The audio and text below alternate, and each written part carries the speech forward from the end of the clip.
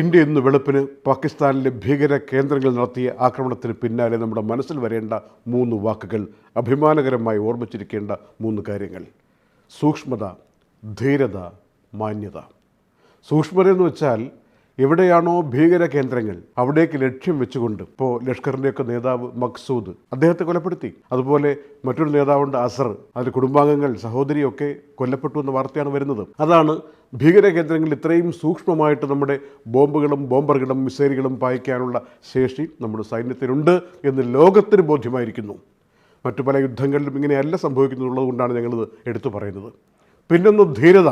26 പേരെ കൊലപ്പെടുത്തിയതിന് തിരിച്ചടി നൽകിയില്ലെങ്കിൽ അത് ലോകം നോക്കി നിൽക്കുകയാണ്.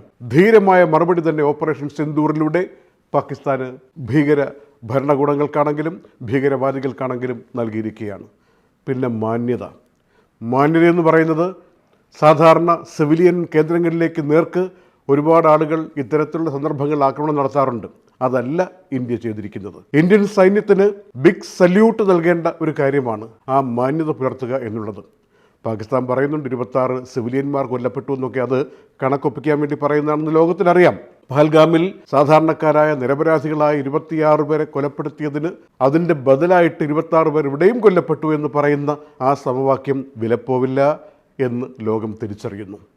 ഏതായാലും തൽക്കാലം പ്രവാസികളായ നമുക്ക് മനസ്സിലാക്കേണ്ട ഒരു സുപ്രധാന വിഷയം കൂടി സൂചിപ്പിക്കാം. വിമാനയാത്രയുമായി ബന്ധപ്പെടുത്തി ഈ റീജിയണിലേക്ക്, ഇന്ത്യ എന്നല്ല പാകിസ്ഥാൻ എന്നല്ല, മൊത്തം സൗത്ത് ഈസ്റ്റ് ഏഷ്യ ഭാഗത്തേക്കൊക്കെ വിമാന സർവീസുകളിൽ ചില കാലതാമസങ്ങൾ നേരിട്ടാൽ അത്ഭുതപ്പെടേണ്ടതില്ല എന്ന് മാത്രം മനസ്സിലാക്കിയാൽ മതി.